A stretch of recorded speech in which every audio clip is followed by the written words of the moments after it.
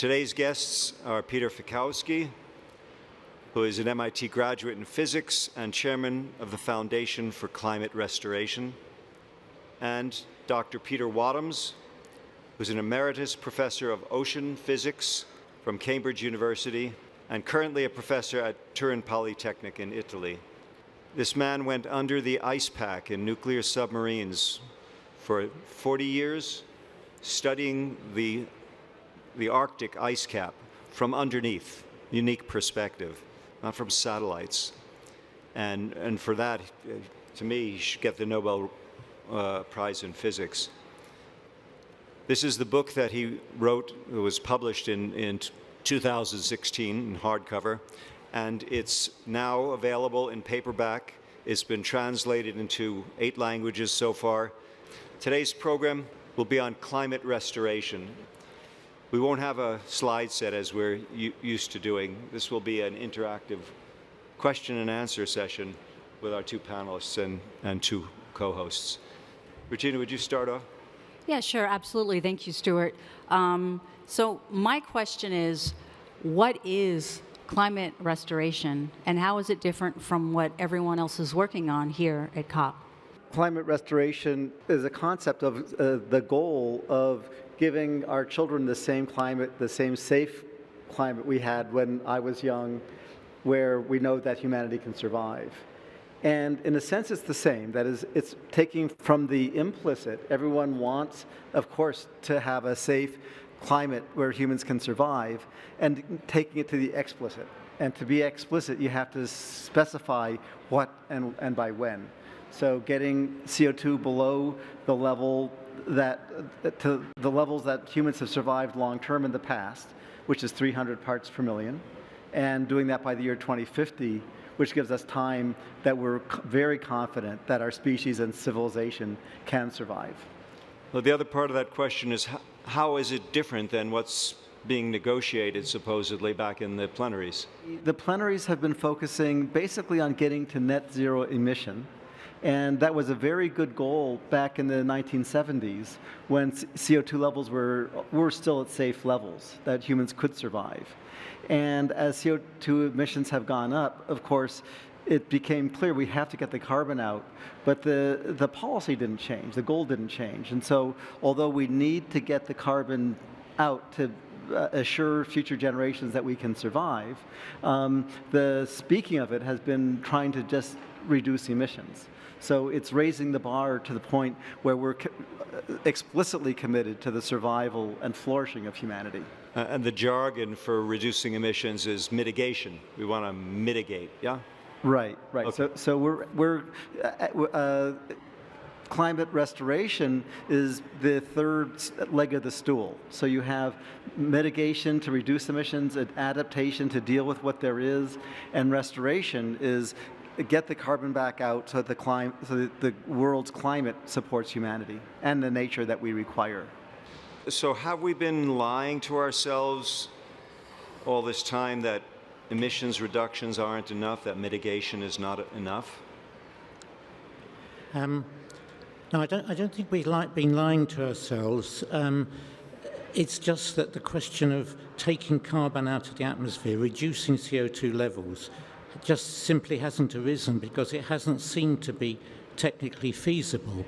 But in fact, it is perfectly technically feasible, so long as we didn't know that wasn't in our minds. Then it was purely a question of reducing emissions.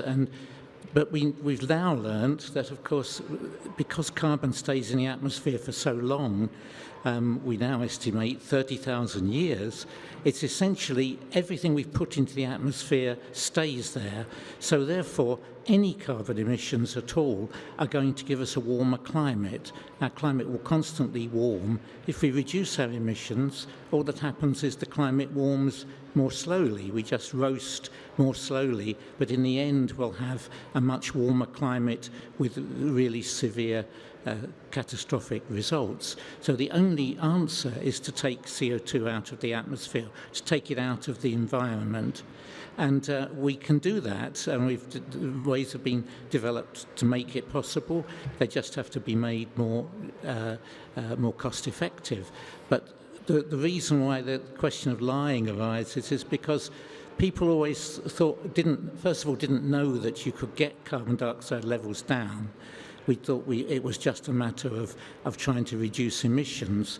But even reducing the emissions was something people didn't want to accept as a necessity because it meant changing our ways of life, and it would be easier to try and keep on with our present ways of life and pretend nothing's happening. That's human nature. But we could get away with it when there didn't seem to be any alternative. But now we have an alternative. Yes, for me, it sort of occurred as a lie as I've gotten older. I've only gotten explicitly involved in climate over the last 6 years. When I was an undergraduate at MIT, we were discussing global warming a little bit in the 1970s, and it was very clear to me that because CO2 stays in the atmosphere for thousands of years, in order for humanity to survive, we would have to get the carbon out. It was very simple. And I didn't think that it required an MIT graduate to announce that discovery. As obvious as plate tectonics is to us now, but back 50 years we were taught, oh no, Africa and South America never fit together. Never, they were never. Now we know they were. Well, there's a dichotomy, there's a split, because as a scientist, we didn't know how to get the carbon out, as Peter Wadhams said. As an engineer, we do know how to get carbon out. You just scale it up and learn how to do it more efficiently. And because climate was being discussed by scientists, it was approached as if it was impossible. But then, as I moved to Silicon Valley and became more of an engineer, it was very clear, yeah, we could do it if we wanted to, but we would have to change the whole culture to do that. And it turns out that you have to change the UN. That's why we're here at the UN talking about climate restoration, because it's the UN that has been saying we need to get to zero emissions, and no one wants to say that's a lie. And with deep respect, I worked on getting well, it's to not a lie. We have to get to zero emissions. It's not the complete truth. That's right. Exactly. Thank you. And and I promoted getting to zero emissions for many years before I realized we just have to admit that we were misdirected and heading into extinction, as Extinction Rebellion tells us we are, and Greta Thunberg tells us we are, and make a turn so that we're going to the direction we want, which is the survival and flourishing of our species. That brings up an important point. I love the idea of drawing carbon out of the air. It would be really nice if, people have air purifiers in their homes to, bring down out the impurities in the air and the pollutants. Would it work something like that? And then, not to throw a curveball, but since 2007, I've read that methane emissions have just exploded. And would the drawing the carbon out of the air, would it work the same way with methane, or is that a whole other situation altogether? Well, with methane, it's a different situation, because the methane is, in the short term, is an extremely serious threat. At the moment, we're facing a threat of emission of methane from the underwater in the Arctic Ocean. That's a big threat. But if it happens as a one-off, it would cause a disaster in terms of warming of the planet. But the methane does go away after about 10 years. It oxidizes, and the threat goes, although it's very, very bad when it happens. So methane, in a sense, we don't need to take out of the atmosphere. It takes itself out, but it's the carbon dioxide that stays around forever if we don't get rid of it. Just so that I can understand it, it is, so what you're talking about in terms of pulling the carbon dioxide out of the air, it would be akin to from a layman's perspective, an air purifier. it's better to look at it the way our planet has done it in the past, the way nature has done it. There were times when the CO2 in our atmosphere was 10 times higher than it is now. And so nature knows how to get carbon out of the air. And where nature puts the carbon is mostly in limestone. Over 99% of our carbon on our planet is in limestone now, which was taken out of the air. And a lot of the carbon is also in oil and coal, which is, of course, the carbon that we're burning back into the atmosphere and we need to get out. And so we have methods that have been demonstrated that can produce limestone. Nature does it very easily. If you think of a clam making a clamshell, it's a very simple process. And we can use, the clamshell is limestone, and by weight it's almost half CO2. And so we can we can make synthetic limestone, doing the same chemistry as the clam, and then sell that for the rock that we use for our roads and buildings. And that's exciting because we have a budget for that already. And so it's just a matter of building that technology. And the company in the Silicon Valley which is doing that is opening their first commercial plant next year. I agree on the whole with that, but I think it can only be a partial solution in terms of paying for itself, because we're dealing here with 40 billion tons of carbon dioxide per year that we're putting into the atmosphere, and we've got to try and take them out before we can even start to bring down the existing levels. That makes this the world's biggest industry. This will be not only a gigantic industry, it'll be the world's largest industry, will be removing carbon dioxide from the air or from the ocean. Either way, which we're taking it out of the climate system. So it's massive, and it's too much, I think, to expect that it will entirely pay for itself. There will have to be an increase in global taxes to pay for this, but it pays for itself in other ways, because if we can do it efficiently, then the amount of damage that we're doing to the world by putting CO2 into the atmosphere can be costed, and it's something like $40 a ton.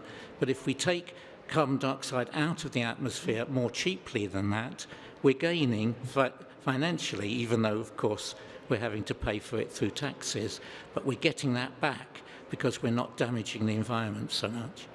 Now, I'd encourage people to view when we have it edited and online, to view our program that we did yesterday on ocean pasture restoration, because that was not as we say in business, a cost center. It was a profit center. That was a potentially profitable business because it produced so much more than it took in terms of financial resources. Yeah. Let me. Can I? Yeah. So I have a somewhat different perspective than Dr. Peter, and that is that we can get the CO2 out profitably.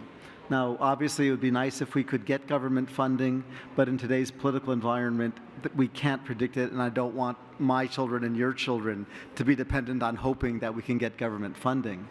And as yesterday's program demonstrated, there's very strong evidence, it's been demonstrated that we can get, in that case, 80 million tons of CO2 out of the air for about $2.5 million.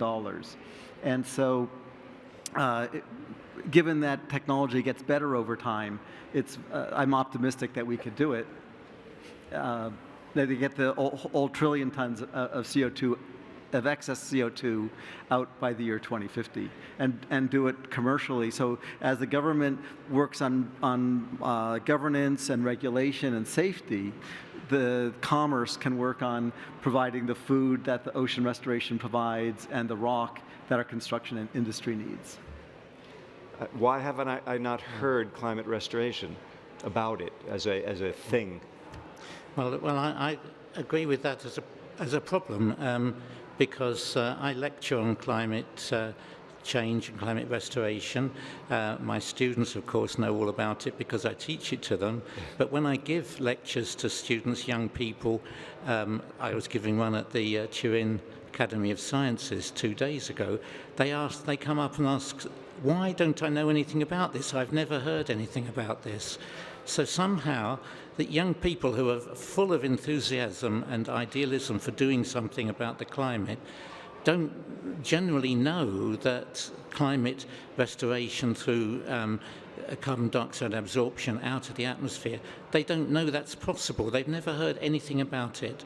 So there's a publicity case, there's a case for telling this story and telling it in as many places as we can at a high level and directly, so that people are aware there is this alternative. And in fact, it's not just the alternative, it's what we should be doing in preference to other methods, or as well as other methods, because otherwise our climate will simply continue to get warmer, which is going to lead to disaster, faster or slower. Whereas if we can get the CO2 level down, even if we don't get it down to 300, we are improving things. We're saving the climate and saving ourselves. I'd like to follow up on your question there, Stuart. Not only why haven't we heard of it, which is an important point, but also why isn't restoration being done? And I also want to say that, that your students haven't heard of it. We know the problem, but to not know that there are various solutions is so dispiriting, and can lead to apathy or not doing anything. So that's my question. Why isn't it being done? What I've found, I and my organization originated the term climate restoration, maybe not the first time ever, but we publicized it. And what I discovered is it's a lot like the story about the emperor's new clothes, that it's pretty obvious. As I said, as a 20-year-old, as a 19-year-old, it was clear to me that needed to be done, but no one talked about it. And so I always assumed that the great professors had some reason they were not talking about it. And being a mere 19-year-old or 20-year-old, I didn't want to embarrass myself by promoting getting carbon out of the air. And I'm 64 now. I feel like I'm entitled to say, no, we actually do need to get the CO2 out of the air. And it is embarrassing. And when I talk to leadership at the UN, they love the concept.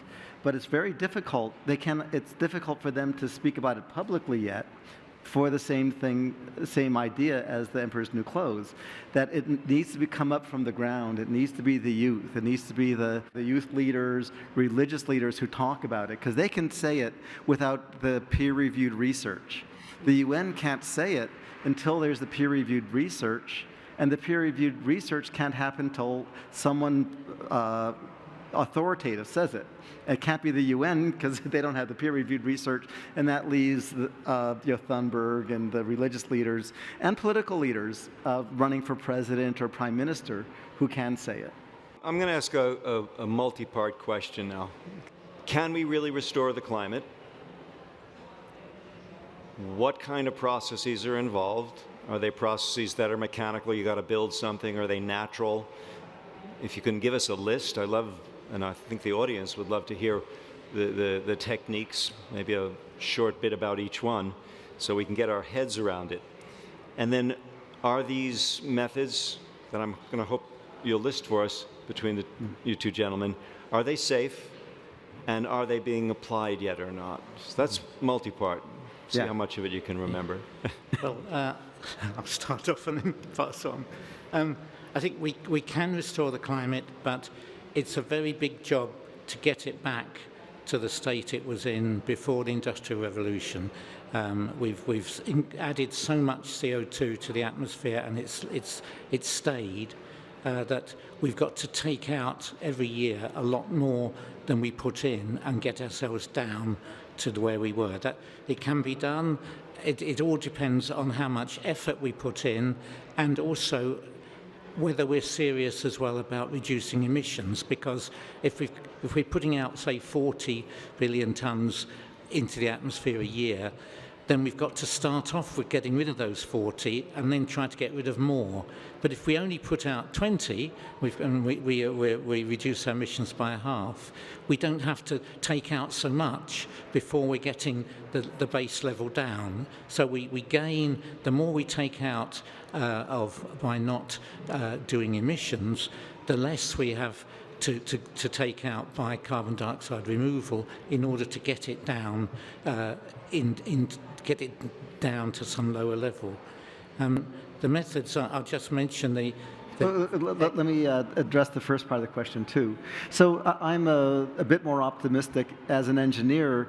I know that if I want to get a result, if I want to build a product, I need to specify exactly what that product is going to do, whether it's software or hardware or a building.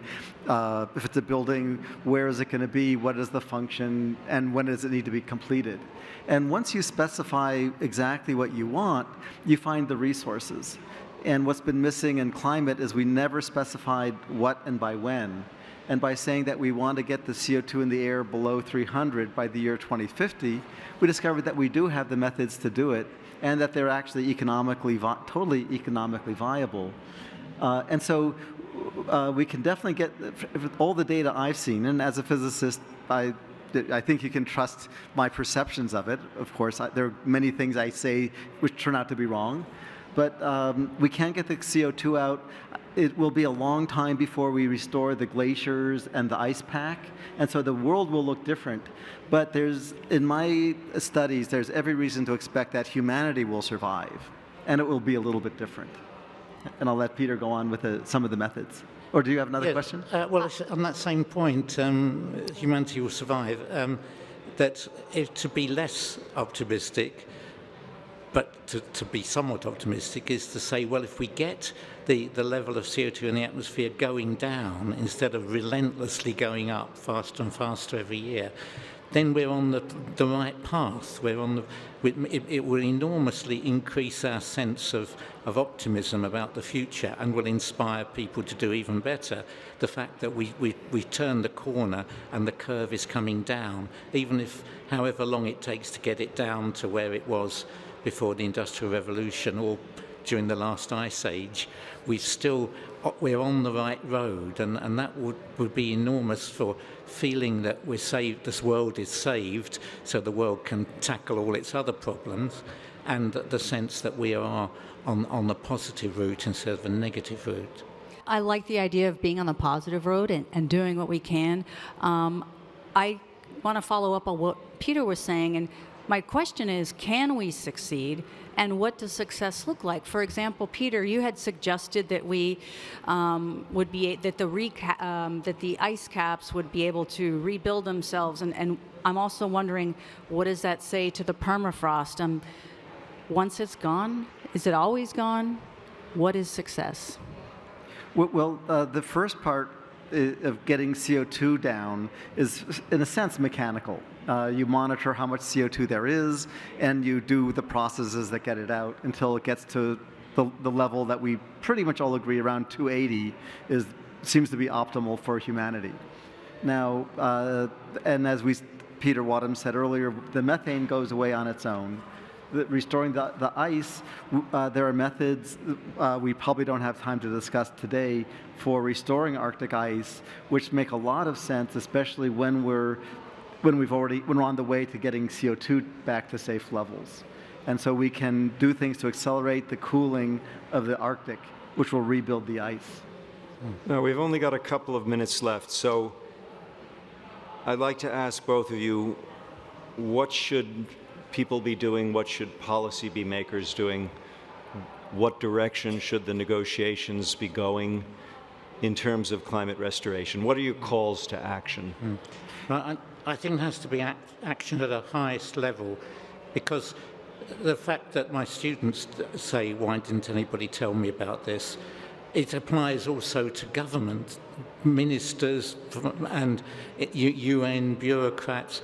Right at the highest level, there's a lack of awareness that we have another way, another route that will actually get us into a better state rather than a worse state more slowly. So to get that message across at the highest level means that will go through to funding for more research on new methods or making the old methods more efficient with research results on how that's going to work.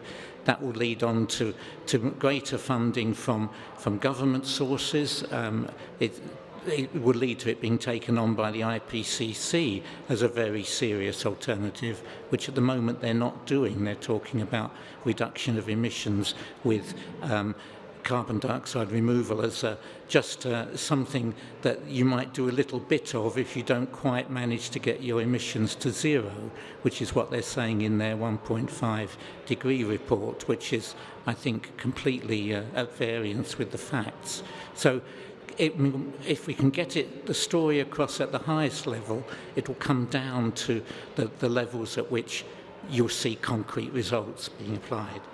So Peter, really quickly, we're running out of time now. How would you call to action? So as the founder of the Foundation for Climate Restoration, the key right now, as I had mentioned, is getting the youth and religious leaders and political leaders to call for the goal that we have the technologies, we have the finance, they will naturally improve, but we need to have someone say the emperor has no clothes. And we need our leadership, especially the youth, to say it's our job to have humanity survive and flourish.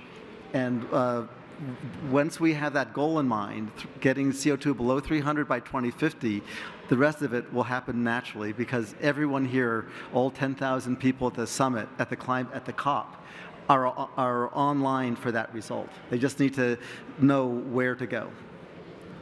Okay, thank you.